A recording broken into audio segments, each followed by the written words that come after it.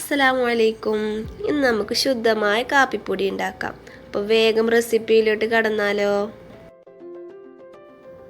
ഇതിലേക്ക് വേണ്ടിയുള്ള ഇൻഗ്രീഡിയൻസ് ആണ്: ഒരു 3/4 കപ്പ് കാപ്പിക്കുരു, 1 ടേബിൾ സ്പൂൺ ഉലുവ, 1 ടേബിൾ സ്പൂൺ ചെറിയ ജീരകം.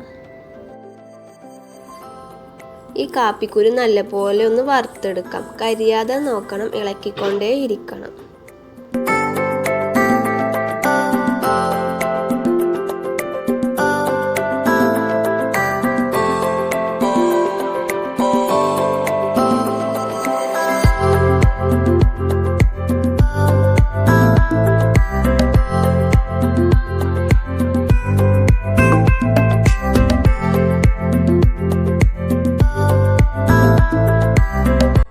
അപ്പോൾ നമ്മുടെ കാപ്പിക്കുരു നല്ലപോലെ വറുന്ന് വന്നിട്ടുണ്ട്.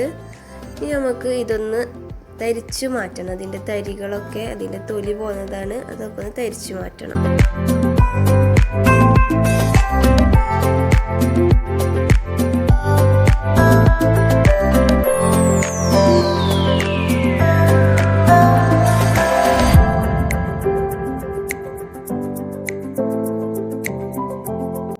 അപ്പോൾ ഇത് ചൂടാറാൻ വേണ്ടി വേറൊരു പാത്രത്തിലേക്ക് മാറ്റി വെക്കാം. ഈ പാത്രത്തിൽ തന്നെ നല്ലപോലെ തരികളുണ്ട്. നമുക്കിനി ഈ പാത്രത്തിൽ ഉലുവയും ചെറിയ ജീരകവും കൂടി വറുത്തെടുക്കാം.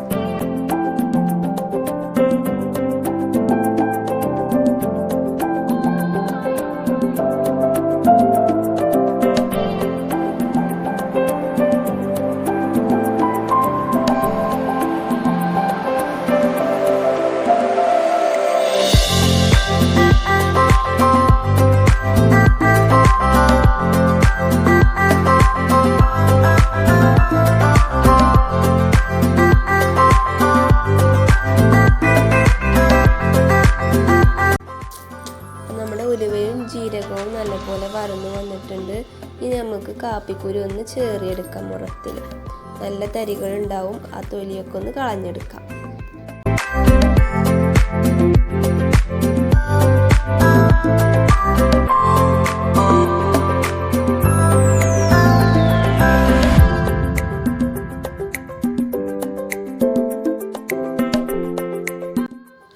ശേഷം ഈ കാപ്പിക്കുരുവും ചെറിയ ജീരകവും ഉലുവയും കൂടി നല്ലപോലെ മിക്സിയിൽ അടിച്ചെടുക്കാം.